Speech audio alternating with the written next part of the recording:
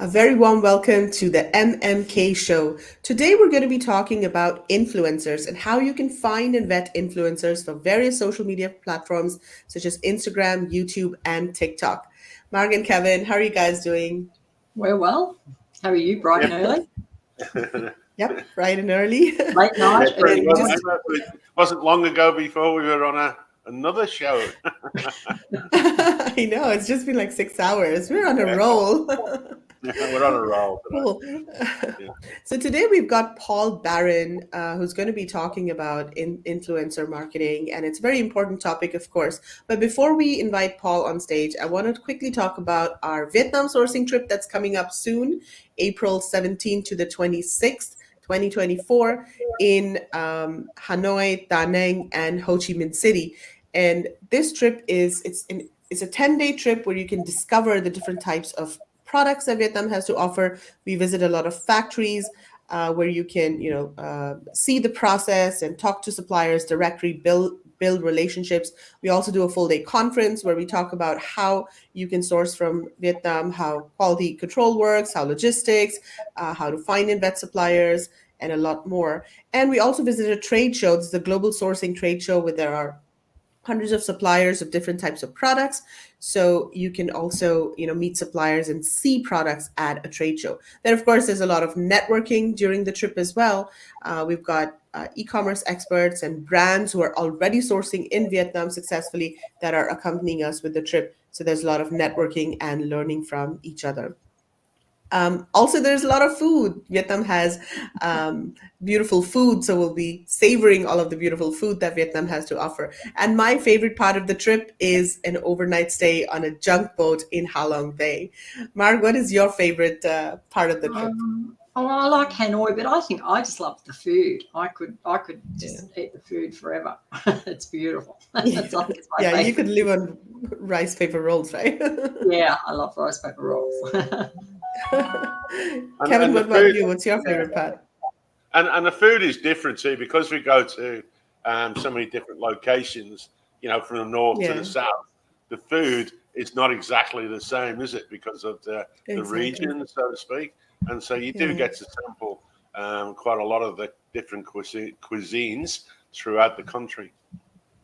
Yeah, and I think right, because we right. fly from north to south, you get a quick overview of the whole country, and it is quite different.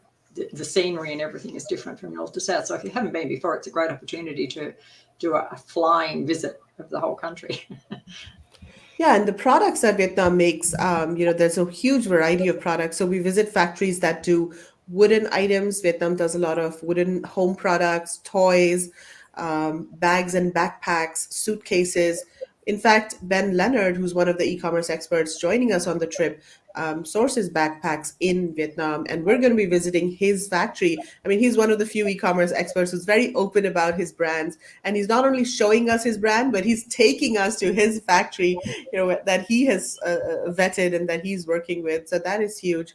Then we also visit factories that do bamboo and rattan products. That's one of the specialties of Vietnam, and a lot of sellers are having success with those kinds of categories. And then apparel, textiles, acrylic.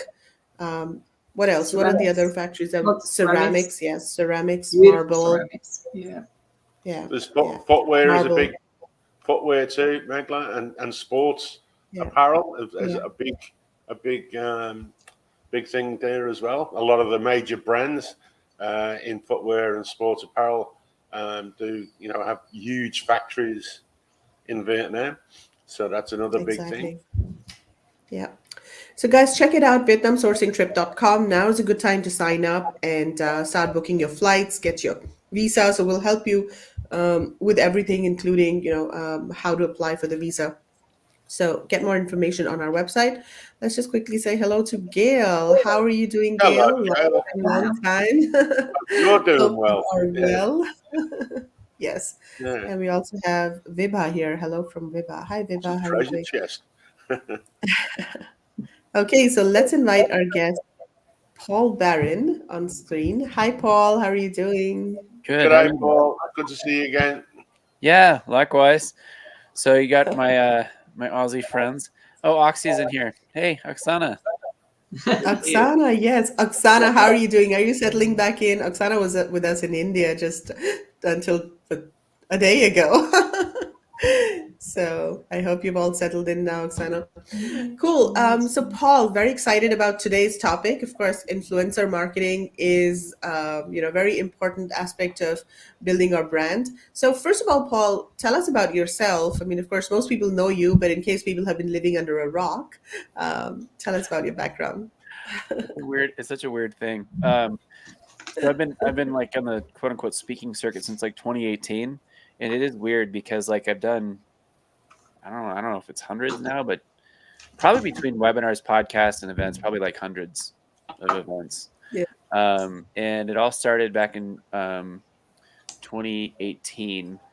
My very first thing that I ever spoke on was building a brand the media loves, because the brand that my wife and I launched in 2018, we're a little bit weird in the Amazon space. Like, I'm proud of it, and so I talk about it, similar to Ben. So like Ben and I get along well because his ethos and like philosophy on building brands is the same as mine.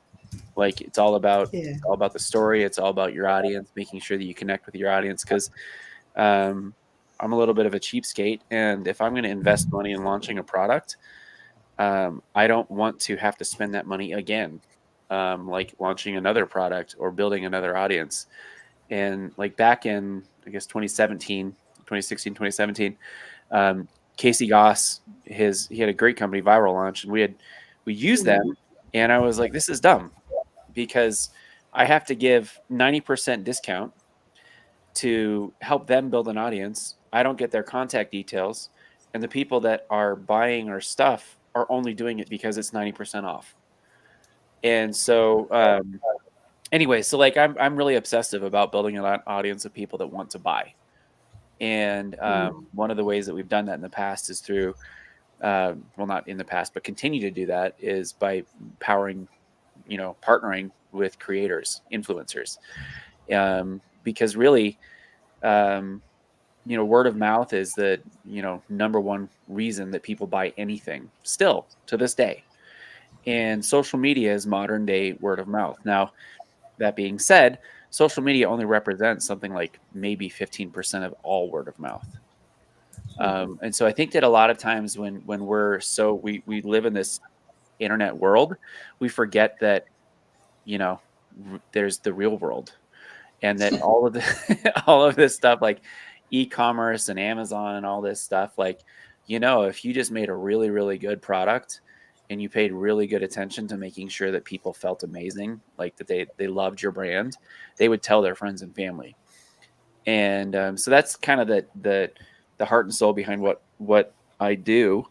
So we've been doing this for our brands since 2015, and because of the speaking stuff, I was always just teaching people how to do it.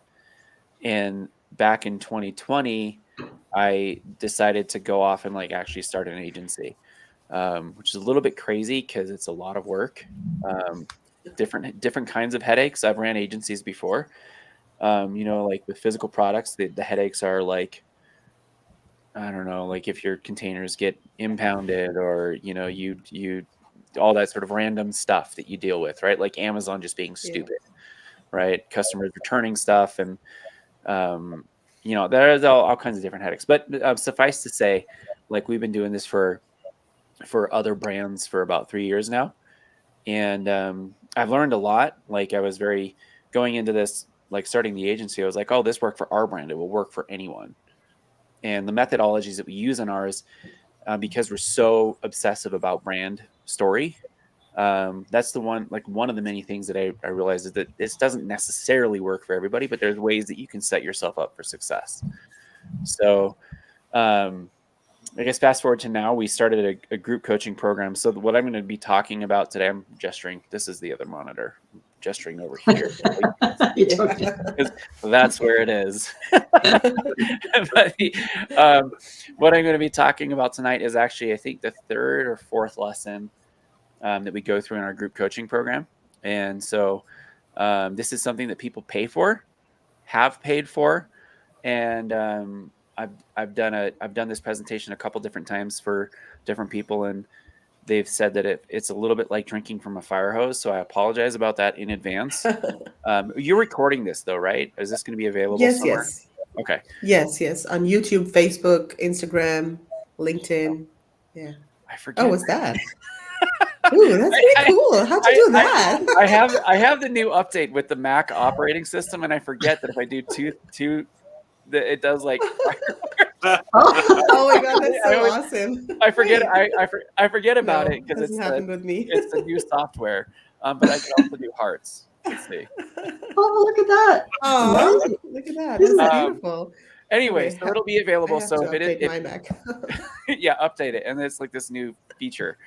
Every time it happens, it freaks me out, even though I know it's even though I know it's there. Um, anyway, so this will be good. If it feels like drinking from a fire hose, you can watch the replay. And then I have at the end a QR code that people can scan to download the PDF, because there's going to be Okay, several cool. different like links I'm going to talk about. And so if don't feel like you need to like screenshot it, just like take notes and know that at the end you'll get the PDF so that you can like click the links and stuff, and you don't need to freak out if you miss Yeah. something. So Okay. cool. Cool. Let's get Yeah, cool. started. Right. Exciting. So let's share screen.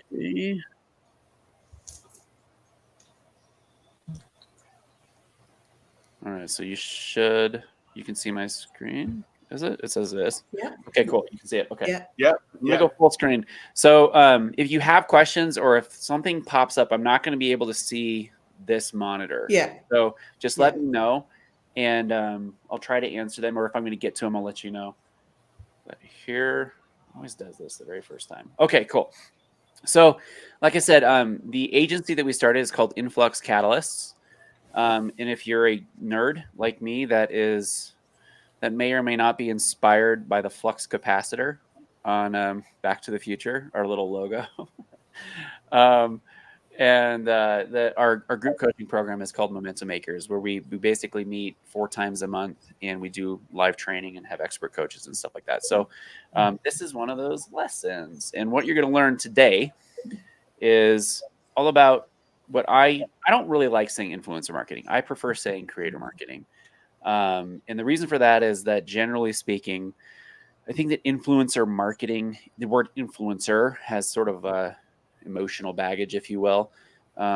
Oftentimes people think of like influencers as just people that are just, for lack of better words, just shaking their ass on the beach or something, and they're just trading. They're just constantly promoting products. I prefer creator marketing. I prefer working with people that view themselves as creators, people that really care about their audiences and love creating quality content. So I'm going to walk you through, and again, I'll use influencer marketing, creator marketing kind of interchangeably. So there you go. I'm going to walk you through what TikTok Creator Marketplace is and how you can use it. Now, not just how you can use it, but this is how we actually use it in our agency.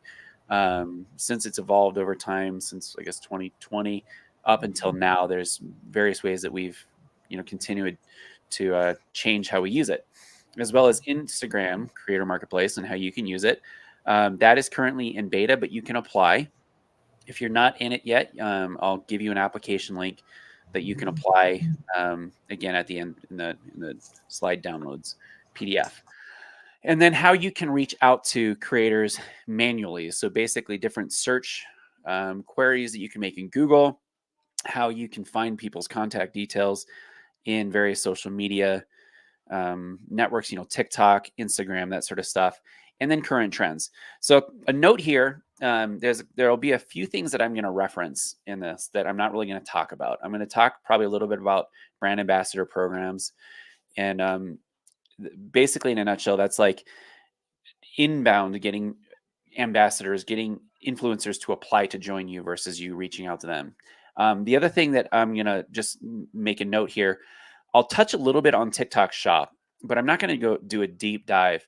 And the reason I'm not going to do that is this is kind of the groundwork for TikTok Shop. If you don't really understand how creator marketing works in general, you're not going to do very well with TikTok Shop, because it is shops are really incredibly powered by creators, by partnering with creators and by producing really good high quality content either with them or yourself. So this is going to lay the groundwork for that. TikTok Creator Marketplace, as it stands right now, is really similar to how the affiliate dashboard works inside TikTok shops. So everything that you're going to learn tonight, you will be able to apply to a TikTok shop if that's something that you want to do. So I know that right now TikTok shops is super sexy. Everybody's talking about it. Quite frankly, there's a lot of people that are talking about it that decided they were going to become experts in 6 months so they could sell a course. That is not me. I've been doing influencer marketing since 2016. And TikTok shops is kind of the newest, hottest thing. And I'm just going to stay the course because it's great. It's really cool, but you need to know how to do creator marketing, influencer marketing in general. So since we're going to be diving into Creator Marketplace first, TikTok Creator Marketplace, what is it? Well, first and foremost, it is owned by TikTok. The reason why I like it is all of the data in there is first-party data. So all of the demographic data, everything that you see when you log in is 100% verified. It's not scraped. Like it's not, people don't have to link their accounts or have to sign up for it. They don't have to go somewhere and then sign up. They sign up for it just by being on their phones. There's like a monetization dashboard inside TikTok that you can sign up for once you reach certain criteria. Basically, the eligibility requirements for TikTok are that you have to have at least 10,000 followers. You have to have, I can't remember exactly how many videos posted, but if you use TikTok, you can go to the monetization tab and it'll show you if you meet the criteria or not. It is generally not super user friendly for creators, and it can be a bit janky for brands too. The biggest thing that is kind of janky is the communication. All of the communication goes into your normal direct messaging inbox inside TikTok in your actual TikTok account. So there's like a TikTok Creator Marketplace account that you set up as a brand, and with the creators, that's just tied to their app. So there's not really a good. I really wish that they would update how communication happens, like have multiple inboxes or something. That would make it a lot better.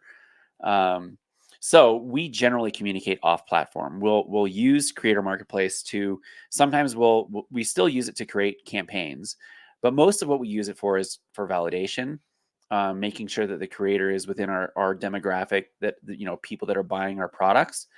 But then we take communication off platform to email as quickly as we can, just because it's so much easier to not have to deal with direct messaging in your inbox and all that sort of stuff. We also track all of our progress in everything that we're doing on spreadsheets. So that would mean everything from which creators we've outreached to, if we've reached out to them yet, if we have they responded, where they are in the progress of any sort of campaign that we're performing or we've pitched to them. How many videos, if they've done videos, if they've been approved, if they've been rejected, all that sort of stuff. It's all inside spreadsheets.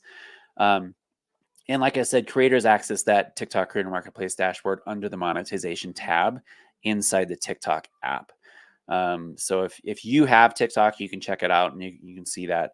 If you have 10,000 followers and you meet the criteria and you're just a normal personal account creator, you can apply. You cannot apply to join Creator Marketplace from the monetization tab as a brand, but you can apply to join Marketplace as a brand over the desktop.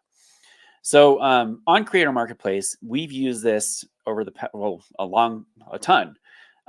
We ran a campaign with a brand you guys might have heard of called Black & Decker.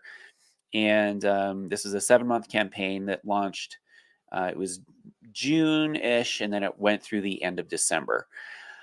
So during this campaign, I've given this presentation a few times, and every time I see this 161.5, I'm like, my team put this together. I'm like, what is a half? Like, how do you send half an invite? But I'm just going to say 162 invites.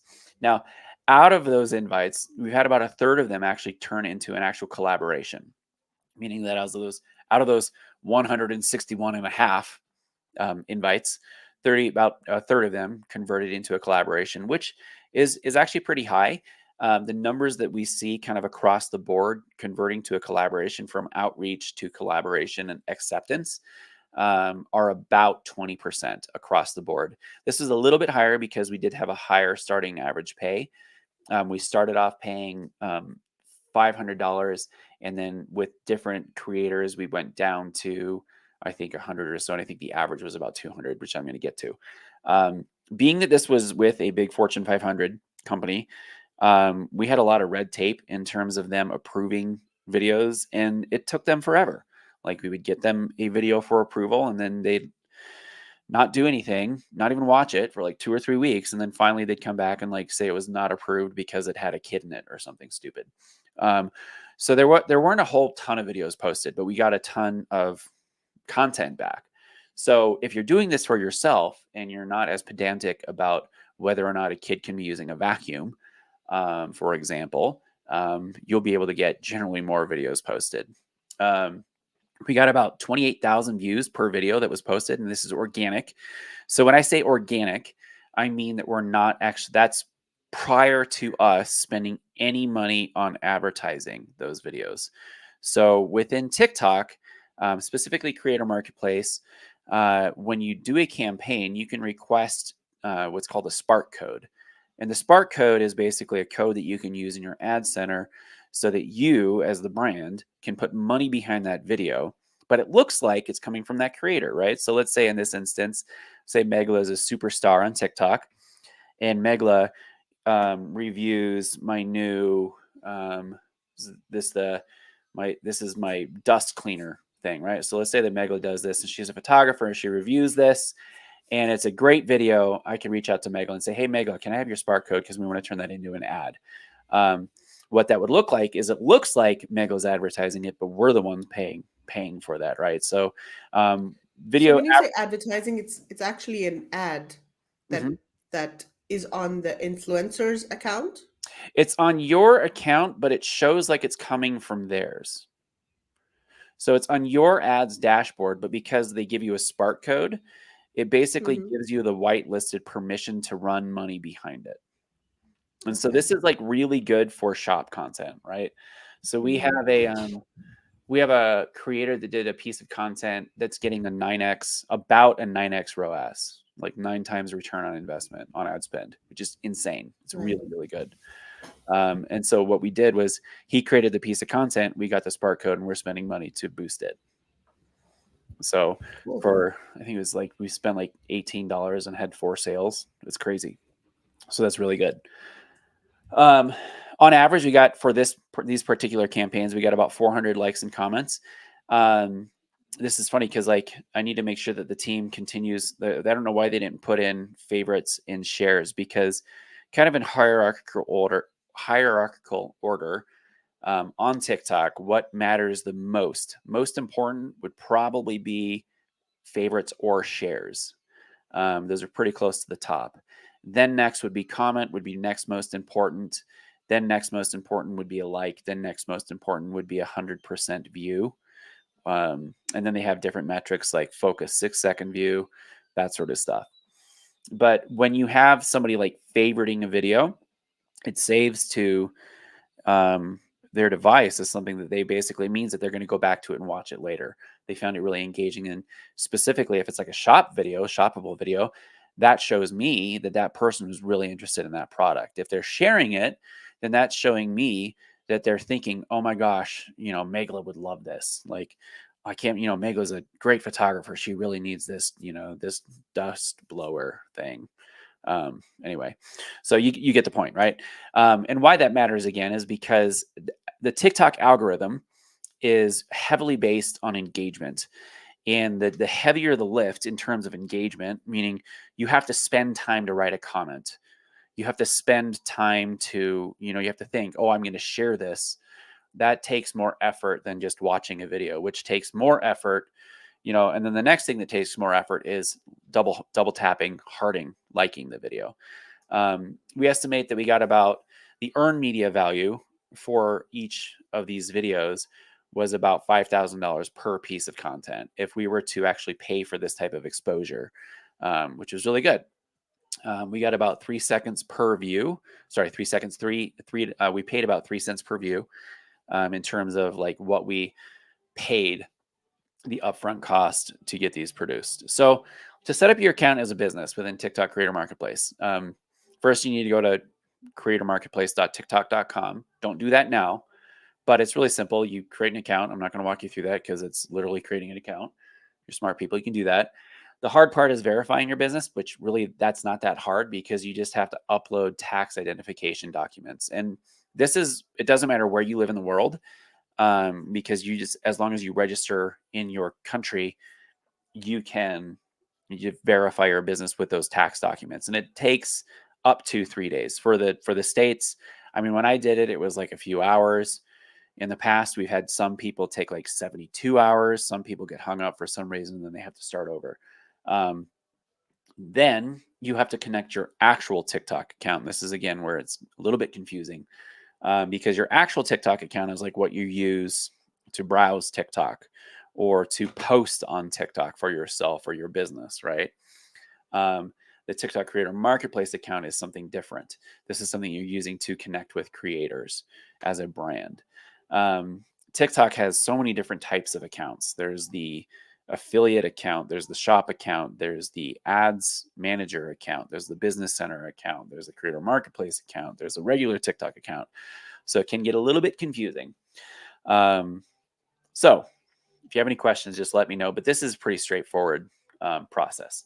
So when you are starting to find good creators, so again, I have to apologize because this is like the third or fourth lesson in a series of lessons for our group coaching students. So if you don't have a customer persona, I mean, there's tons of templates online. Like within our program, we have a really super detailed one. So this is given under the assumption that you've already done this, but everybody has a general idea of who their customers are. So start there, right? A key point that I want to make is that I'm not just talking demographics, right? So demographics would be like income level, male or female, marital status, number of kids, home ownership, that sort of stuff. That would be demographics, right? But beyond demographics, you need to think psychographics. So a good example of this is like, let's say that you sell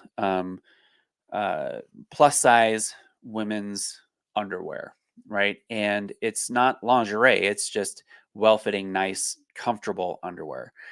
If you're looking for people in your customer persona, you want to make sure that you're finding people that are posting like fit guides, and they're a different type of person that is going to be posting those, hey, look at me in my underwear type photos, right? That's a different persona group. So that's why demographics matter, right? Psychographics matter. So psychographics are like why people do what they do, right? Demographics are kind of like what they do. So psychographics kind of touch on the what they do too, right? Good example again would be like if I said, I'll give you two different people, they're going to go shopping. This person is going to Whole Foods. They only shop at Whole Foods and they only buy organic. This person is going to Walmart. They might go to Target occasionally, but they only shop at Walmart. If I gave you that, right, that's psychographics. You could kind of start to build an idea of who these people are in your head. So for my Aussies, instead of Walmart, Kmart, right? Something along those lines. It's really important to understand who your customers are, not just who they are, but why they do what they do, to build out a really good idea of what type of creator will appeal to them. Because ideally, the creators are those customers. If you could just work with only your customers, like that would be amazing, because they already know, like, and trust you. So as you're finding good creators inside TikTok Creator Marketplace, the first thing that we're going to do is we're going to start broad, and we're going to start by creating a short list that I say to be vetted. So we're not going to go through and we're not going to start looking at all the details of like if their followers are legit, their demographics, all that sort of stuff. What we're initially going to do is just see, does it look like this person is in my customer persona group? I'm going to put them in a to be vetted list, right? As we're vetting people, what I'm going to look at is we're going to see, are their followers legit, which we can see that data or have a good assumption of that data inside Creator Marketplace. The other thing that I'm looking at is, are they, again, within our correct demographics? So again, using the females underwear example, right? Is their following largely male, or is it largely female? If I'm selling, women's underwear and the following is largely male, that would tell me that the type of content that that person is doing appeals to males, obviously, more than women. And I want to make sure that the audience is women, because those are the people that are buying the underwear, right? So we're going to vet their demographics, make sure that they are in line with what we sell. Other things that we're going to look at would be, is the content that they're producing on brand, right? Is it like, is your tone of voice in your brand, is it humorous? Is it relaxed? Is it funny? Like, in general, TikTok, like the funnier you can be, the better. Funny works.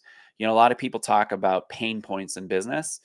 My friend Molly Mahoney coined this term. She calls it tickle points. And I love this because not enough people talk about tickle points, the things that make your audience laugh. But is it appropriate? Like, does your brand use humor? If you don't, you probably should, but that's just my own 2 cents. So I'm going to look again for those things. I'm going to start vetting them. Once I vetted them, I'm going to create a short list of invitees. I'm going to add them to that short list.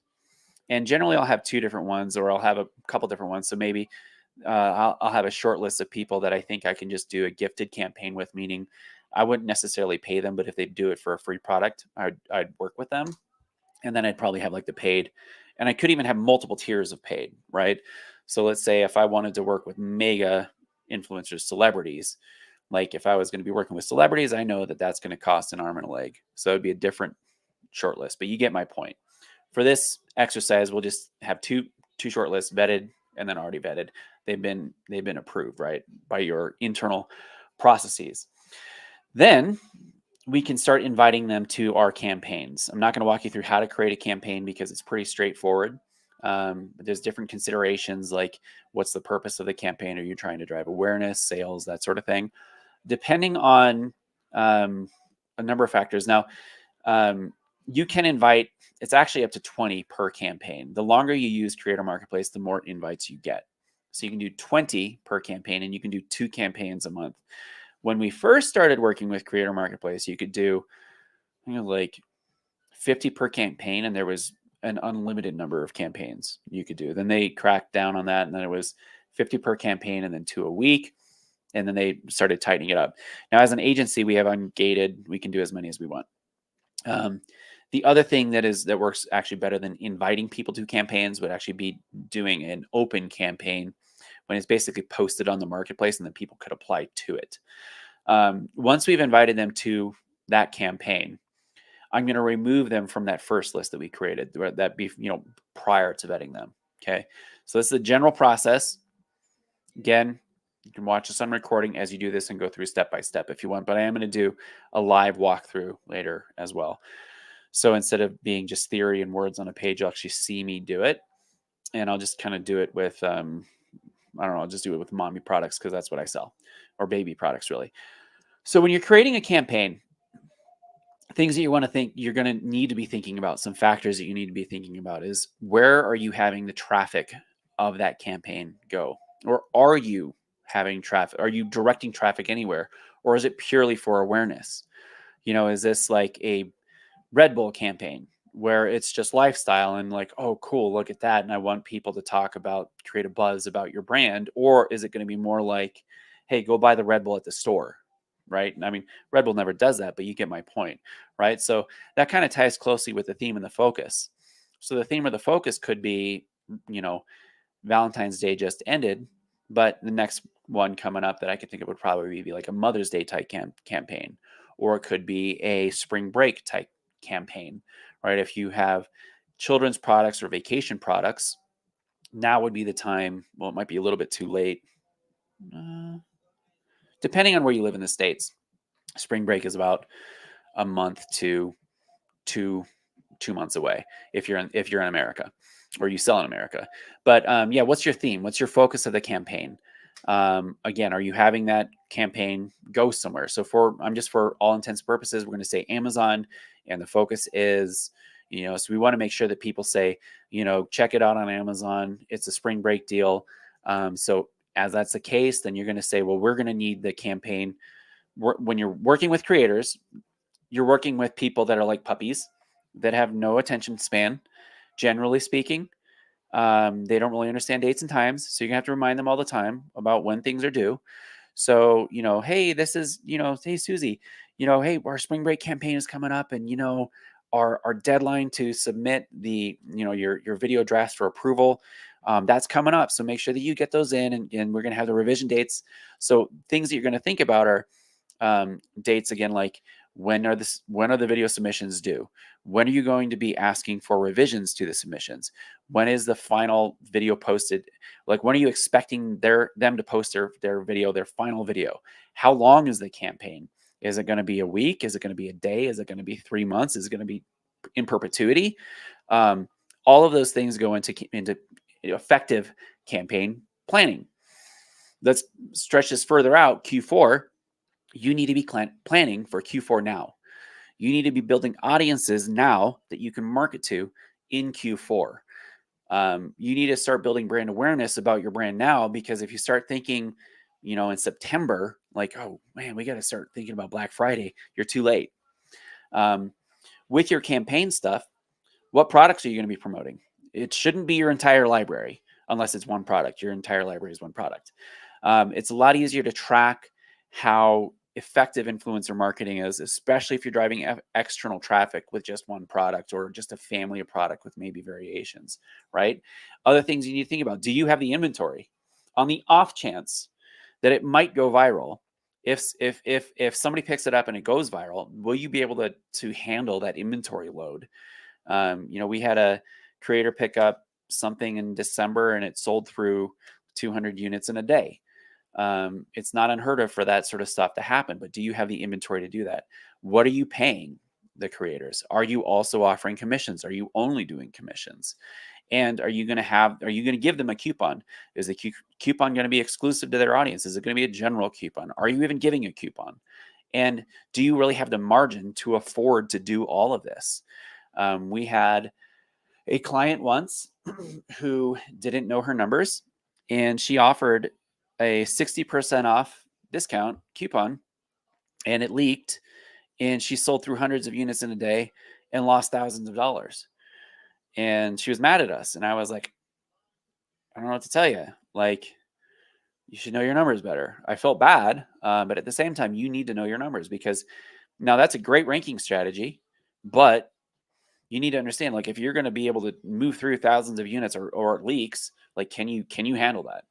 So let's say, for example, if you are creating a campaign about betting in a bag, right? So let's think maybe coming up into May, we could talk about dorm rooms, maybe people graduating. So you might want to target moms of older teens, maybe high school seniors that are graduating that year. You can look up maybe hashtags like Senior Sunday, and then start seeing people that are posting content about this on TikTok, and then finding people that are posting content about that, and then reach out to them.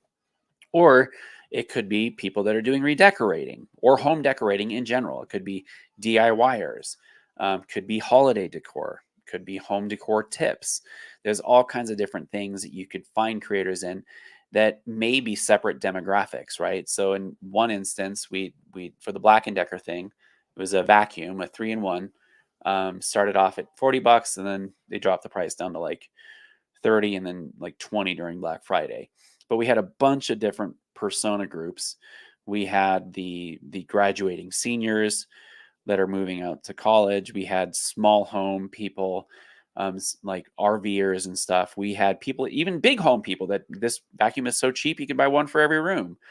We had like people that were doing content with cars. There's all kinds of different people that you could target, but those are, again, considerations that you need to think about. So let's say active swimmer. You could be looking for people that are doing content about lake life. They would be doing videos, maybe tubing or wakeboarding or water skiing, boating, that sort of stuff. Surfs Up could be like surfing content. They live on a coast, or they're doing beach posts. Could maybe even do fashion posts. But you get the gist, right? There's all kinds of ways that you can find creators that are in your niche that are posting different types of content. And what I'm going to do now is I'm going to walk you through Creator Marketplace. Cool. This is a lot of information. It is a So ton. it's great. But yeah, it's fun. But guys, if you have any questions, type them in the comments. Let us know if you have any questions as well. So when you sign up for a creator marketplace, like I said, you have to Could you verify. zoom in a little bit, Paul? It's a bit small. The text is a bit small. Uh, Is it possible? is that any better? No. No, it's the same. Oh yeah, that's better. Yes. Okay. Perfect. So when you log into Creator Marketplace, this is just kind of the general overview dashboard, right? As I'm just going to show you what I'm doing when I'm looking for creators. So we sell reusable swim diapers for babies. So what I'm just going to do is I'm going to start looking for. I'm actually just going to look for people that post about babies. So if I do in the auto complete here, we can see there's like baby toys, baby sleep, baby Yoda. I'm going to do baby wearing, actually. Baby wearing. So people that are posting about baby wearing, because people that are posting about baby wearing should be squarely in my demographic. I'm going to further filter by, you can see by audience, right? So we have audience, location. So there's all these filters here that you have. You could filter by the creator location, by the creator categories, how many followers, average views per video, or engagement rate. I don't care about any of this, really. I don't care where they're based, because what I care about is where their audience is based. So I'm going to look for, United States. Now, if you're selling in Australia, oops, I can spell correctly. You have Australia there. But let's say I'm only selling in the United States because it's a spring break campaign, for example. Then I'm going to filter by the percentage of audience who are largely female. I want over 70% female. And I don't necessarily care about age. So what this shows me here is a whole bunch of different creators, and then if they've set prices for their content. So following my example that I gave you, I'm not going to go through and start looking at these people's videos yet. Award-winning newborn photographer. So I can just see this as a newborn photographer. I don't think that they would be a good fit. Babies. Okay, so this person is posting about babies. She wants 3,000, not for 420,000 followers. That's not going to happen. That being said, just because people ask for this much money doesn't mean that that's how much you have to pay them. It's just kind of a starting point. Generally, what I found is people will put the most that they've ever been paid here. So I'm going to put this person to a short list that I've already created. And the amount that's mentioned there, is that per post? Yeah, per post. Okay. So we've gotten people to post like for gifted products when they say they're charging 2,000. So just, yeah, FYI. Negotiate. It's always good to negotiate. So just one quick question. Why don't you filter by engagement rate? Is that not important? I'm doing that later. Okay. I mean, I could, but I'm going to do that later because this could be deceiving. It could be that they've had a video go viral and they just didn't get a ton of engagement on it, but they had a ton of views. Because as you're like, the higher your view count, generally the less engagement you're going to have. I'm actually going to filter this by diapering. People that are talking about diapering, because it's going to be a better fit for my demographic. A lot of these people I've already added to the list. So this is a TikTok kid doc. He's going to charge a bunch. I'm not going to add him just because, I mean, he could be good, but as a doctor, I'm sure he's going to charge me an arm and a leg, and I don't even want to go there. Okay, so she has a bunch of baby stuff, so I'm just going to add her to the short list. Now, I'm not going to go through and add a ton, right? But you get the point. Okay, well, I already added her to the short list. What I'm going to do now is, let's say that you have 50 people or hundreds of people on your short list. You have all your different short lists here, right? So these are people that I still need to vet. What I'm going to do is I'm going to start going through, and I'm going to open up a few of their profiles in separate tabs here. Now, when I'm looking at, what I'm going to look at here is their engagement total. Are they growing? How many people are actually completing the videos? And then it looks like she has good engagement in terms of 6-second focus views. So what this tells me is her hooks are good. TikTok is all about the hook. If you have a bad hook, like, it doesn't matter how great your video is. because you need to get people right away. So this is good. So she has really good hooks, top 1% compared to similar creators, which is amazing. Then I'm going to see, has she done branded content before? If so, like how many views is it on average getting? So kind of okay, not insane. Then what I'm going to look at is the general demographics. What I'm looking for in our demographic is about this, maybe a little bit higher than this. 18, maybe I would want this to be a little bit lower and this to be a little bit higher. But ideally, like the majority of the women in our demographic are right here, right? So if this were skewed here and this were skewed here, then that would be a no for me. Now looking at device types and then engagement, where people are engaging with her from. What I'm looking at is this is about normal. I'd say up to like 20% inactive is fine. Other devices, if this were super high, then that would tell me that people are watching her TikToks on probably the computer, which nobody does, which would be suspicious in that it would appear that would probably be that she's paying for people to give her engagement, right? So based in America, primarily, with Texas being the first, this is a normal spread. So this person, I would put her, looking at this looks good, but I'm going to watch some of her content. And what I'm looking for here in the vetting process is, cool, she's got an email address, which is good because I hate using TikTok to direct message people. I'm going to check her link tree. And I'm going to see, is this going to, okay, so she's repping for other companies, which is cool. I'm also looking for, like, from the Amazon standpoint, yeah, she does have an Amazon storefront. So she's an Amazon influencer. Now, why all this matters is what I'm thinking is if I work with this person and she's worth paying, let's say maybe I find out she is worth paying $1,200. That's pretty high. I would see if I could negotiate with her to do like more videos for less, like get a bunch instead of just paying one for $1,200 or something. But what I would do is I'm looking to see where else is she online, right? So she has TikTok, her Amazon storefront. Does she have a link to her Instagram? I'm surprised she doesn't have a link to Instagram. Those are things that I would be looking for. Because again, like if she has a YouTube channel. Oh, yeah, there it is. So 23,000 subscribers. That's cool. She's doing shorts. That's good. So this means that like my one payment, maybe her $1,200 rate is to post on YouTube and TikTok and Amazon, right? That would be worth it, I think. May seem like a lot, but it is. Like for this amount of work, somebody that has this good of a following, that would be worth it. So what I'm also going to look at, this was just posted. When was this posted? An hour ago.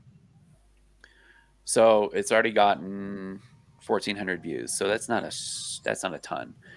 But I'm going to look at these last videos. This is great.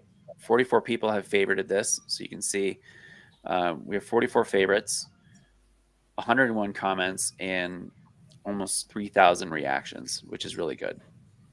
Then I'm going to look at the comments themselves. And I'm going to see, do they look like bot comments or do they actually have to do with the video? I didn't wake mine either. So that's direct reply to this.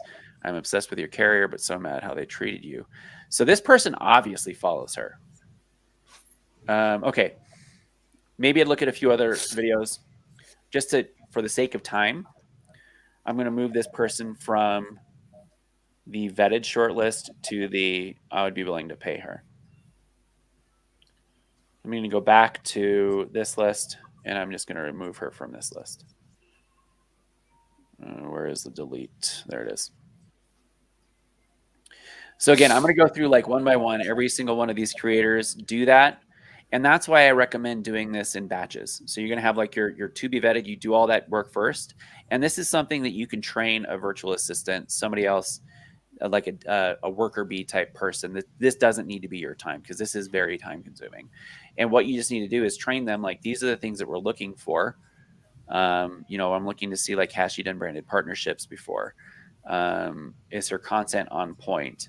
You know, like, again, with our particular brand, like, we want people that have babies, right? Obviously, because if you don't have babies, you can't use swim diapers. I mean, I guess you could if you were diaper dependent as an adult, but we don't have those sizes yet. You get my point, right?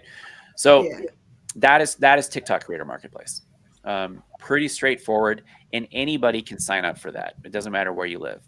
Now, with Instagram Creator Marketplace, you do need to apply for it. Where that lives is if you go to business.facebook.com, if you have access to it, it's over here on the left-hand side where you see Creator Marketplace, right? So here's all your different accounts, your notifications. If you don't have access to it, this tab won't be there. So how But do you get access to it if you don't have access to it, or is it I have a link that I'm going to include that you guys can all apply. okay? Cool. So you can apply. Now, this has been derping the last couple days, unfortunately. Normally, the data inside Instagram Creator Marketplace is better. Normally, yeah, it's still not showing. I don't understand that, why it's not available. Normally, this data is better. I like it better. But this being the case, one of the things about Instagram Creator Marketplace is because it's tied to your actual account versus just a general account, it's going to show you people that are in your, and it could just be because we have an agency account with Creator Marketplace as well. So keep that in mind. But we start seeing creators that are kind of in line with the type of content that we make already. So I'm going to, again, do diapering. No creators are using that in the last 30 days. So we'll do, I'm going to do baby wearing because I know that baby shower. There we go. What's the difference between baby wear and baby wearing? Baby wear is baby clothes. Baby wearing is people that like there's this big movement with people that they're like carriers, and it's like attachment parenting where they have the baby on them all the time. So if you know your demographic, like that's like you'll know the language that they use, right? So like that's really Yeah. crucial about knowing your demographic because, like you said, baby wear versus baby wearing, two different things. Baby wear, that's very broad. It's like clothes, right? But so I'm going to look at Right. baby shower. So people that are talking about baby showers. So I'm going to look at her. So she says growing a human right there. It's in her bio. That means she's pregnant. So she may not be posting baby pictures yet, but if she has really good engagement, she has 100, 200,000 followers. What I would be looking at, she's not posting about our type of products yet, but I'm going to see like what type of content she's posting. Is it on brand? Is it family oriented? Because our brand is very family oriented. I'm going to look at her actual Instagram profile. She doesn't have very good engagement.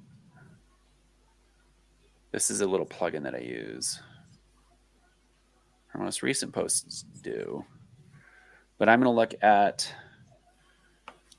okay, so this is like a pregnancy announcement type thing or shower, baby shower. So she's prepping for it. And I'm going to, again, same thing. What size are you end up purchasing? So somebody's watching this and they're asking an actual question. Somebody's asking for links. Either the last one, so people are actually replying that second dress. So this shows me that people are actually watching the video because they're commenting something that a bot couldn't comment, right? The other thing I'm going to look at is she replying? Which she is. She is replying. So this tells me that she cares about her audience. They're all from baby born clothing. So this tells me that she's doing partnerships already, and I would put her into, I'm going to move her into a list, which we have swimming is coming. Now, the other difference here is that we do have an active campaign running, and we're having creators apply to it now. So it's the same process that I would go through. I'm going to sort by relevance, and then I'm going to look at creators and see like, okay, do they look good? This person is look at her So you can create a campaign and get influencers to to apply. Yep. apply for. Yep. So biggest thing here is we get a lot of people that apply that don't even have babies. It kind of amazes me, actually. But she does have a baby. But I guess that makes sense because, I mean, maybe their babies are grown up. Yeah, it could be that they're grown up, but it's some. I mean, we've had people. Yeah. We'll do giveaways, Megla, and Yeah. people like we've had people that we've been picked. They've been picked to win, and then we look at their profile. They don't even have kids, and then we'll ask them, like, "Do you know people with kids?" And then they'll say no. I'm like, then why did you apply? Like, this is a baby. This is a swim diaper for a baby. Like, and you Yeah. don't. Anyway, it blows my mind. So again, same thing. Like, I'm not going to beat this to death, but I'm going to look through and say, okay, like, I really wish that these graphs were here because I could show you, like, okay, she's had all this. She's had a viral hit recently. Are her people in our demographic? That's really frustrating that I can't see that. Okay, so I'm going to save her to a list. I'm not going to invite her. Oh, I already saved her to the list. There we go. Good to know. I've already done this with her. A couple other things. I'm going to go back here. I didn't show you any campaign stuff inside Creator Marketplace, but I will show you some stuff here. When we invite, I'm going to go back to her. So I wanted to invite her to the campaign. You can pre-fill all of this stuff out. I didn't do any of the content details. The cool thing here is that you can say, like, we want like 3 stories and then 2 reels, right? It's a lot more granular than TikTok. TikTok is just do a video because there's only there's stories on TikTok too, but there's just like mainly just that's it. With here again, we want the content to be posted. Oh, this is way off. Anyway, I'm not going to fix that now. This is like how much we would offer to pay if we wanted to boost this content to an ad, how much extra we would pay her for that. So we're also So again, that ad she would run that ad. No, we run it. Mhm. We would run it. Okay. Oftentimes Oh, okay. creators, yep, creators expect to be paid specifically on Instagram. They expect to be paid in addition to the fee if you use that for advertising. And the reason for that is that generally speaking, when you run ads, it brings them a whole bunch of followers that may be garbage. And so if they've spent a lot of time building and nurturing their audience organically, and they get a bunch of just garbage followers, that kind of annoys them because it is annoying. Man, we're already at 57 minutes. I gotta go faster. It's okay. Take your time. Okay, now I'm going to do a quick live walkthrough of how to find people on Google and YouTube. Okay, then I'm going to come back to this message and explain what's going on here. So let's say I want to find bloggers that are in the Amazon Associates program. There's 2 searches that I'm going to do. So a general search query, right, is, I think is that the most I can zoom in? There we go. That's better. Okay, so like keyword, whatever your keyword may be. And then if it's like multiple keywords, like let's say like swim diaper, right, versus just diaper, right, that's going to be different, right? Now what this is going to do is this is an exact match search. Any site that has this exactly and has this exactly anywhere on the website, right? Apparently that's a common question. Yeah. There we go. So we have chaos and quiet. And then this is something you could just have an assistant do, just go through and open all these people and just see, okay, like, does this look like a decent, okay, it doesn't look gross, the website. They talk about parenting and family. They have a working mom. And I'm trying to find, there we go, the contact details. So she has a comment here, and then she has all of her other socials here. So I'd look at, okay, so she's a decent amount of followers, not a ton. But what I would do is, again, I'd have the person that's building this list put all this into a list, website, person's name, any other socials. And then when we contact her, we're going to contact her everywhere. So same with like TikTok, right? If we're finding people on TikTok, we're not using TikTok Creator Marketplace. Let's just say we go here and we're just looking at this person on TikTok, right? What I'm going to do is I'm going to email this person here. What this shows me, rewiredtalent.com, this is going to an agent. So they're going to request a lot more money, right? I'm going to look at their link tree and see, okay, they have their Twitter or X, whatever the heck you want to call it now. They have the Instagram.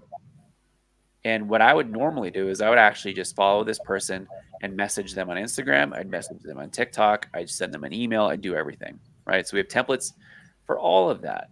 And I'm going to get to those in a bit, right? So where are we? So same thing, right? So you're building your list. There's this one search with, quote, Amazon Associates, and that will return. There's the other search, and another search that I do would be keyword, and then in quotes, is a participant in the Amazon Services LLC Associates program. That's like a longer disclaimer that a lot of people use. So I use both of these. We're building lists. And what you're going to do is you're going to have people just put all of these people's names into spreadsheets. And you're going to have a whole bunch of templates that you personalize to that person when you're sending emails. And you're sending, so you'd have a Instagram direct template. You'd have a TikTok direct template. You would have a Twitter template. You'd have an email template, right? And you would message all of these people everywhere, okay? Now, finally, let's move on to YouTube. The search on YouTube, this has been around for a little while, amzn.to. What this is anybody who's posting a link. This is the Amazon Associates link, right? So all of the associates link, when you get an affiliate link on Amazon, that's what they all start with. So again, let's say I wanted to find people again. Well, let's do Ben's product. Let's do backpack. Yeah. Let's do backpack, right? So this is going to be people that have posted things about backpacks that are Amazon associates that are running traffic to Amazon because they want to make money. So I'm going to click this person's name. And then if I wanted to, again, spend time watching videos, which is highly advisable, because one time we paid somebody $750 to put us into a video. They put us 13 minutes into a 17-minute video, and the majority of the people that followed them were dudes because we didn't do our job. What I'm telling you is do your job. Learn from my mistakes. So this doesn't have a lot of comments. Wow. All it says, misspelling of first. 147 It doesn't views. have too many subscribers too. No, he doesn't, but that's honestly, I'm not too concerned about that. What I would look at is he doing shorts? He's not getting a ton of views. What this tells me is that he shouldn't really charge too much for his content. 3,000 subscribers, right? YouTube is by far the most expensive platform to pay for sponsorships with long form videos, but shorts is really affordable. But it's interesting that he ranks so high in search results. Yeah, but it was. Right? YouTube thinks that he's relevant.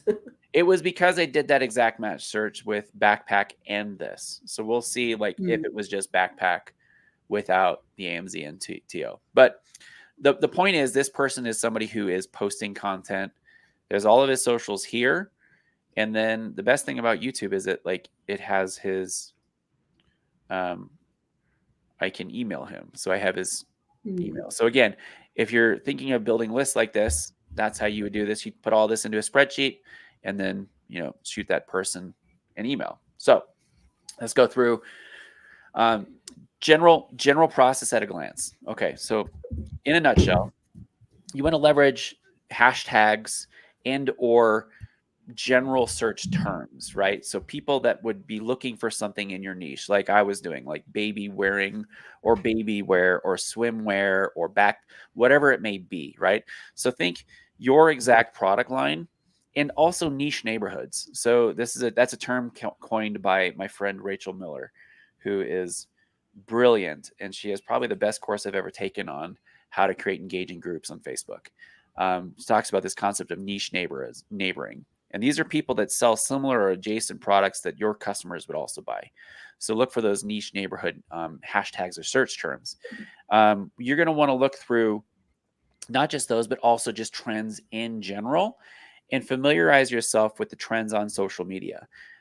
Because there's like right now, there's a trend on TikTok about how there's no more music on TikTok. And so people are posting all this content about no more music. And it's actually really funny because there was like this royalty dispute and everything. So that's funny. When you're looking for creators, you want to see, are they posting trending ideas? Are they doing their own content? Because you want to work with people that can do trending ideas, because half the battle here, like when we started this, I do this because being a full-time content creator is a ton of work. And I'd rather work with people that do that for full-time and have a mutually beneficial relationship than to do it all in addition to everything I also do. So I'm checking their recent posts, making sure they're on brand, reading through comments, all that sort of stuff, right? Another way that we find people, creators, is by looking at competitors' pages on social media. And so we're looking at people that are commenting on. So let's say for Ben, right? Going to maybe North Face and looking at people commenting on North Face backpacks, or let's see, Osprey would be a better example, right? People that are commenting about those backpacks. I would then follow that link to that person's profile, and then see if that person passes the litmus test, right? Is that person that left that comment on brand? Do they look like one of our customers? Then I'd reach out to them. Then we audit their accounts, like I did, and that little Chrome extension that showed you engagement metrics as from Influencer Searcher. So you can download that and then install that onto your browser. And then finally, we connect with creators. Now, there's several ways that we do this. The first way is just the organic, natural, you want to become friends with people way, which is what you do is you follow them and then you comment and engage with them. Think you're making a friend. What do you do when you make friends? Well, you be friendly. You know, you're not like a MLM, pyramid scheme guy. Like, hey, I want to invite you over for dinner and tell you, and then I'm going to give you a sales pitch. No, that's gross. Like, just be friendly. And if you don't have the time, or you don't want to take the time, you could just do what I did once, not once, multiple times. Just be upfront. And so this is a creator that we found that we've worked with. Her kiddo's super cute, but she's outside the age range now. Her name is Elaine. And as you can see, back in 2019 at 8:31 p.m., I messaged her this. And because I found on just Instagram that she was posting content about her being pregnant, right? So let's go back to this, like Caitlin, right? So she's expecting a baby. Same thing. When are you due? We'd love to send you some swim diapers so she said Kiki. That was what she was calling her soon-to-be child. We said, I'm sure you get a ton of use out of them since you're on the beach so much. So she is a professional surfer. Her husband is a professional surf photographer. And I was like, this is perfect. So what I want you to see is I didn't say, we'd love to send you some swim diapers if you take photos of them. Or we'd love to send you this if you do this. Because that turns a request to send a gift into an ask for you to work. What I want to reframe people's thought processes, if possible, into thinking of creators, influencers as people, because they are. And instead of saying, well, how can I use you? Think, how can I help you? And if you think like, how can I help you? And you come at it with, how can I give to you something? Then the law of reciprocity kicks in, and then they're going to want to give something back to you, generally speaking. That's not always the case. Maybe they'll just take your stuff and run. But that's why I like working with people that are considered nano or micro influencers, not those big, huge time people. But now, are you messaging from your own profile or your brand's? This is our or your brand. page? This was our brand's profile. Okay. And it's sometimes both. It just depends on what I'm logged into at the time. Most of the time, if it's business related, it's from my brand. But what I want to kind of draw your attention to without reading all of this is we just struck up a conversation, right? In China, that idea is Guanxi, right? It's the relationship of business, right? It's business relationship. And what I want you to do is get to know her. I want, her to get to know us. So we just went back and forth, talked about our kids. She talked about how excited she was at having, all this stuff, but it goes on for multiple days, right? And we can see like, okay, so she started interacting with us, and then she got our stuff a month later and posted a bunch about it. We shared all that, but we stayed in contact back and forth throughout the years, and she's kept tagging us, right? But the point is that if you treat people with respect and you give more than you take, you'll have more than you need, right? So that's a huge example that I want to say. And in fact, in our manual outreach SOP, which I'm going to give away with this, I have a quote from Elaine about how it's really annoying when brands reach out with their stupid copy paste template and just ignore the person, right? So I love Elaine. She's a great person. So let's go back. I'm going to wrap this. We're going to land this train. Here's a sample template. I'm not going to read it because we're already super far over time. But in a nutshell, this is like an email template that we'll do. So you just want to say, hey, we watched some of your content. I think your work is beautiful or amazing or great, whatever. Compliment them. Lead with a compliment. Then you do the next paragraph is a little bit about yourself, where you're from. You know, I'm a person. I'm a human too. This is my company, why I started it. We're passionate. This is a particular golf client of ours. And we say, hey, we have a promotion coming up. We'd love to work with you. Let us know if you're interested. The whole purpose of this is just to get that person to reply. This is another sample. And do you have to personalize this, or Yes. is it okay to just send it? You should personalize it, right? With maybe the product Absolutely. type that they have, or yeah. The more personal you can make it, the better. Because again, just think about it from your perspective. I don't like getting spam. I don't like those template form emails. Nobody does.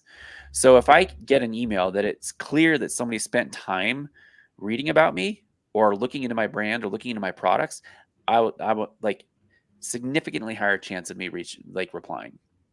But you do need to understand, again, the reply rate on these is generally between 10 to 30%. So for every 100, you might get 30. Sometimes it's super, super low. It could even be 5%. So it's a numbers game, right? But the less template-y you can make, the less spammy you can make it, the better your results are going to be. And again, this is another example. This is from the agency. Hey, we're working with Black & Decker. This is a lot more just straightforward. We want to give you a free product and we're going to pay you. Here's how you get it. Please reply. Let us know if you're interested. We'll send you an invite on TikTok Creator Marketplace where we're going to issue that, and then drafts are going to be uploaded there. If you have any questions, let me know. We're excited to work with you. But again, the purpose of all outreach is just to get an initial reply. You're not going to include links. You're not going to include PDFs, because if you do that, you're probably going to go straight to their spam box and they're never going to see you. So the shorter, the better, the more brief to the point. Just, hey, can we give you something? Well, yes, you can, right? You want to get a yes, right? In sales, there's an old adage that you want to get people saying yes 7 times before you get to the real yes, right? So some of the responses you're going to get is just a straight up rejection. I mean, this isn't a rejection. It's just a, hey, yeah, if you want to, it's $10,000. Good. I don't want to pay 10 grand. Or you might get a renegotiation, which, hey, this is a great idea. This is what we propose. I love working with people like this because that means that they spent the time to think through and they like the idea and they want to work with us. That's cool. This person wants to work long term. That's a great example of a reply. Another one would be, hey, can we work with you again? Which is cool. So this is somebody we've already worked with. And they said, hey, we want to work with you again. Please work with me. And then this one is us reaching out to somebody like, hey, we worked with you before. Do you want to work with us again? Key note here is that when you work with people and you are building a relationship, you want to work with them long term, because that just has significantly better fruit long term. A few trends, I'm almost done here, is that one, creators are getting more business savvy, meaning prices are increasing, which is awesome. Great for them. Downside of that is that some people think that they're worth way more than they actually are. Case in point would probably be beauty influencers. Beauty creators in the beauty industry tend to think that they're all Kim Kardashian and they're all God's gift to humanity, and they all are owed gajillions of dollars, which is not true. Literally, you're putting makeup on in front of a computer. I could do that, and I bet I would go viral. Not that hard. What with TikTok shops, We are seeing the return to free campaigns or gifted campaigns because of the affiliate structure. So everything that I showed you in Creator Marketplace, with TikTok Shops, it's basically the exact same thing. Different navigation, but you're smart people. You can figure out navigation. It's easy. And there's a bunch of tutorials there too. The reason why, again, like I didn't want to show you that is that I want to lay the groundwork. In my opinion, all effective creator marketing is built on relationships. The better you can build a relationship, the more beneficial it will be for everybody, because you want to work with people that want to work with you because they love you and they love your brand and your products, rather than people that are like, I'm only working with you if you pay me, right? Like imagine having that as a family discussion. Sorry, mom, I'm not coming over for Thanksgiving unless you pay me. Yeah, right. Not good. Long-term partnerships cost less, like I said. Oftentimes we'll do tiered bonus structures with long-term partnerships. Something like if you hit 50,000 views in this video, we'll give you an extra $100. If you get 200,000 views, we'll give you another 200.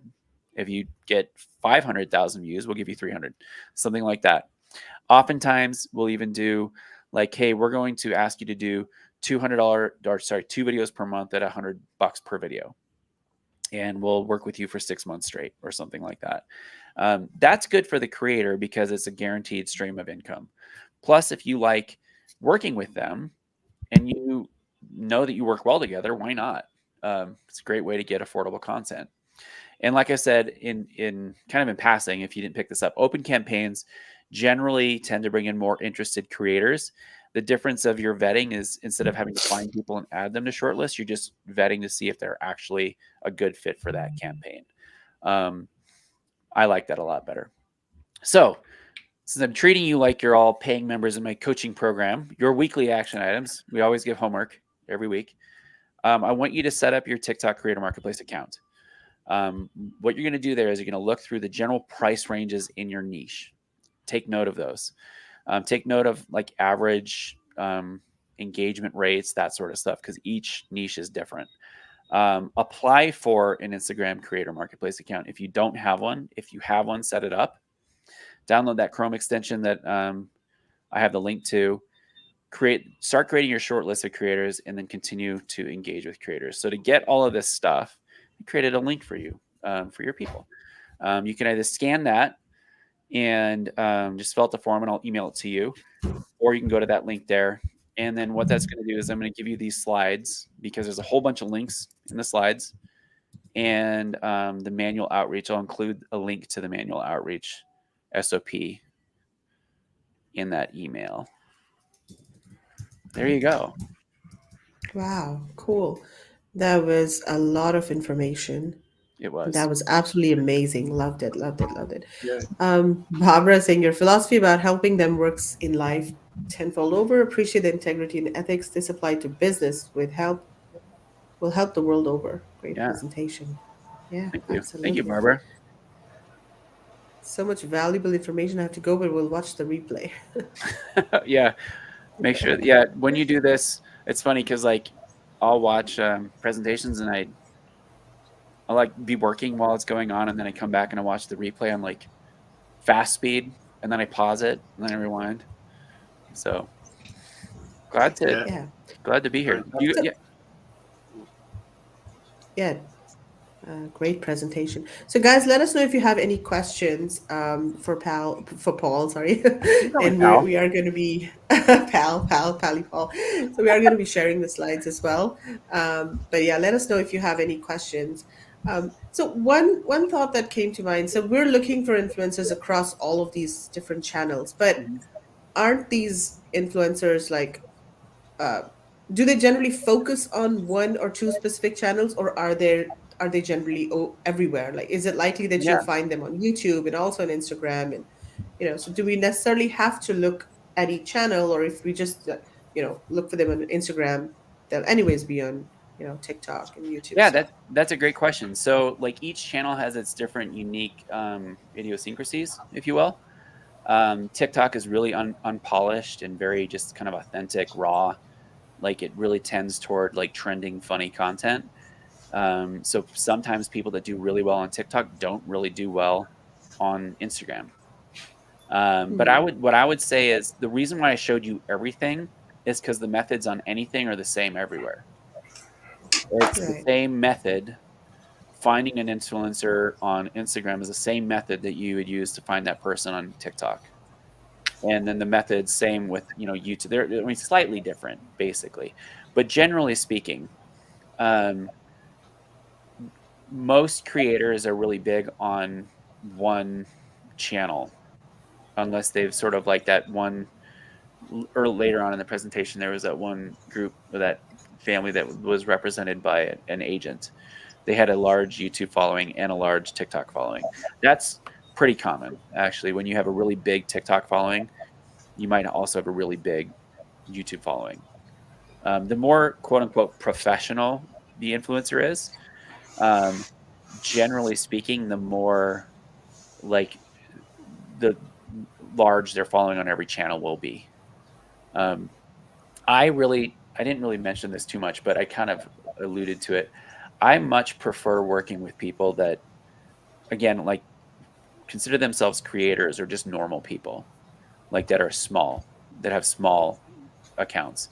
And the reason for that is that I'd rather have a mountain of normal people saying like this is great and then telling their friends and family, and it's hard for me to track, than like working with somebody who's like costing an arm and a leg. Hmm. So how do you know how much to pay and how much is too much? That's a great question.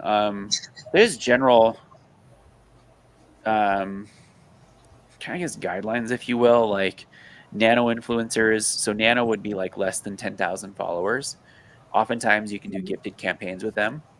And this is one reason why I love TikTok Shops, because with Shop, the barrier to entry for a creator to be create content for Shops is only 5,000 followers. So that's still a decent amount because, if you spend any time trying to build, um, if you tried to build any amount of like following on any social media channel, getting past those thousands followers takes a decent amount of work. Um, but those people are generally okay with working for commission because that's how Shops is set up. And so there's people that are posting content, like I just saw a video tonight where this dude made $16,000 in commission in one day. Wow. Right.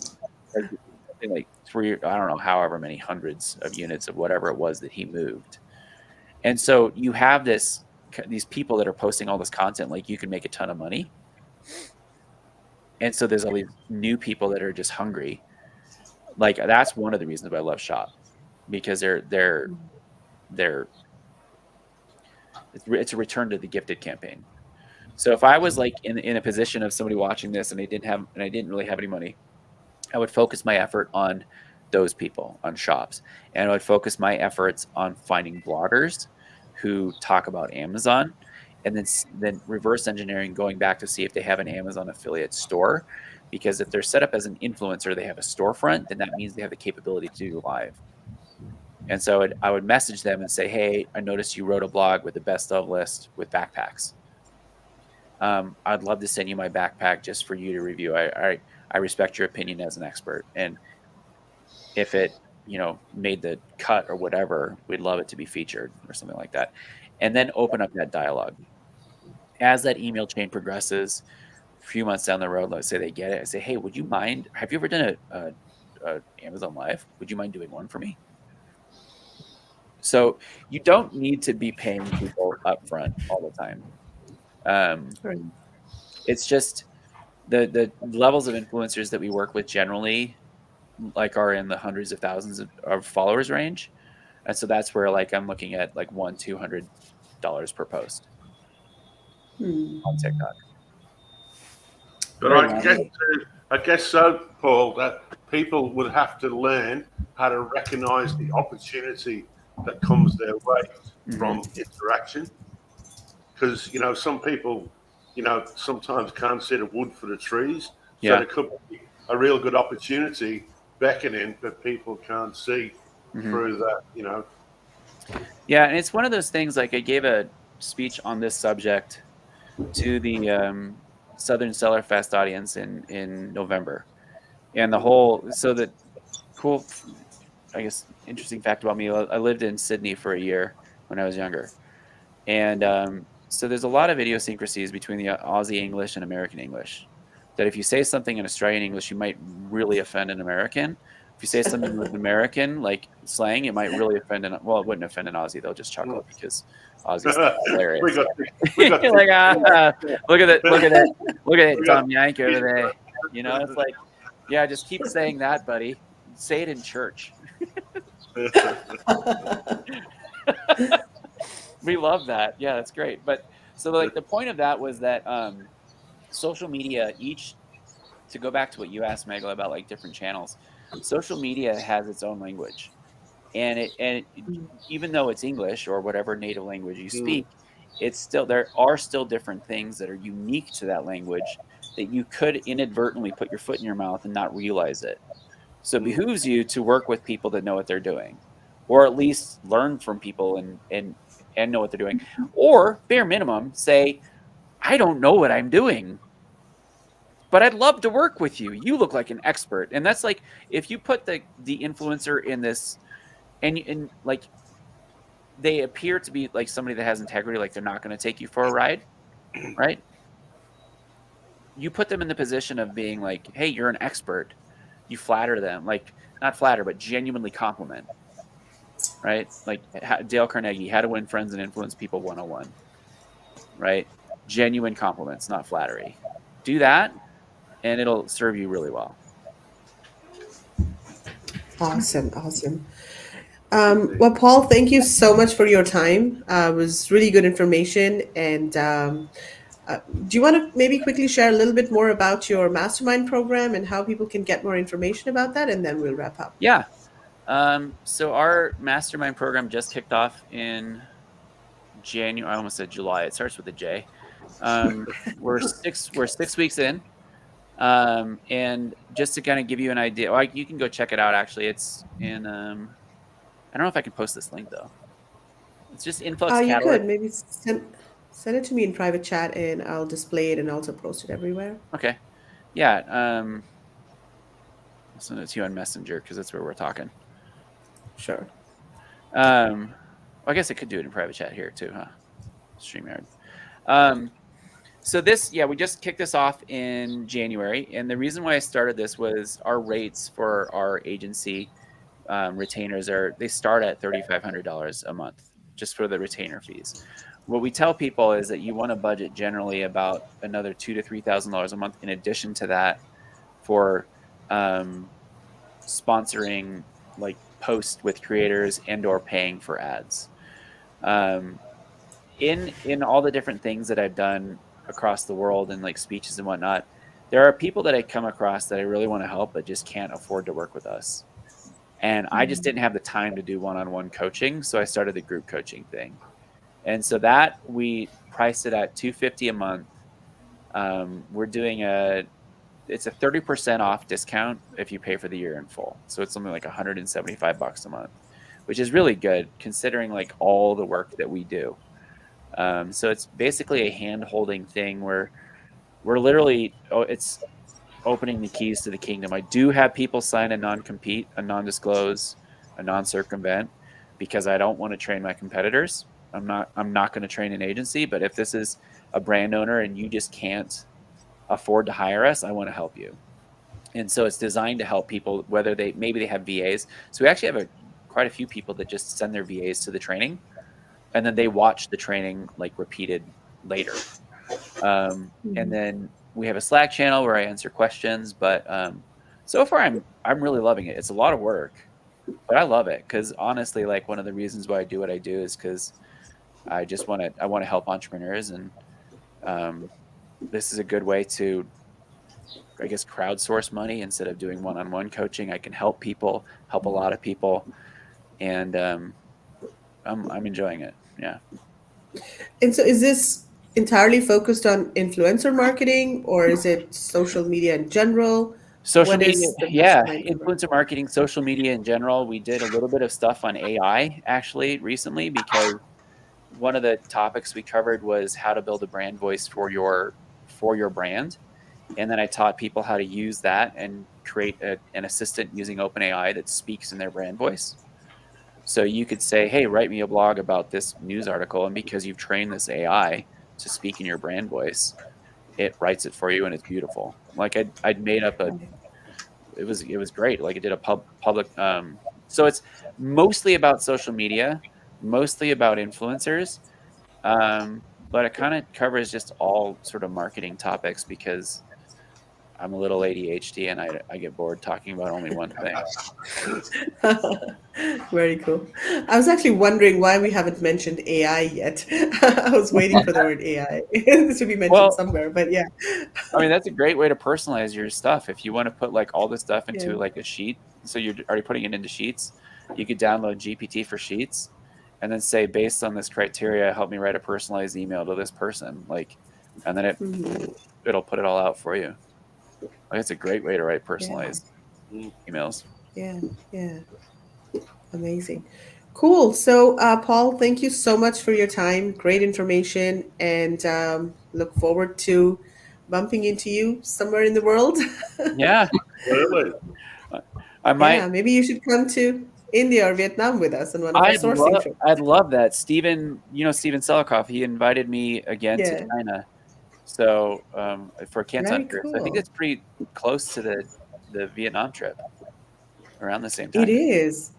It is. It is. Oh, but Yeah, let's. everyone goes to China. Everyone knows it's too common. Yeah. Kind of, Yeah, be different, Paul. we go do different things. Right. So we just got this New one thing. comment from Dan. He said, I missed some of this. I would love to connect with you. And I was wondering if you covered the larger followings. A little bit. So I just say shoot me an email, Dan. My email is, I guess I can't reply directly on LinkedIn. But yeah, you can connect with me on my Yeah. website. Maybe I'll put it there, but my email is paulb@emailinflux.com. So I have a separate email domain than my website. So yeah, if you have an established brand. Let's just see. Yes, if you have an established brand and you want to connect with people that have larger followings, there's a bunch of different tactics that you could use. And it really just depends on your budget. I mean, one of our clients was talking with Marie Kondo, and they were willing to pay her like $1 million a year. So if you if you have the money, If Do you have the money, budget, Dan? we'll That's the do, question. Mm. Cool. So Like Paul like B it was at influx. emailinflux.com. I'm glad I Cool. spelled. I'm glad I Jen, spelled it right. yeah. Awesome. All right. Well, we'll let you go, Paul. Thank you so much Yep. for joining Thanks us. again, It was Paul. absolutely amazing. Yeah, All right, good see you guys. stuff. Cool. No. Thank you. All right, guys. Thanks a lot Bye. for joining us. And don't forget, Vietnam sourcing trip is coming up soon. So check out all of the details at vietnamsourcingtrip.com. And we look forward to seeing you there. We'll see you next week for another MMK show. Bye. Bye. Bye.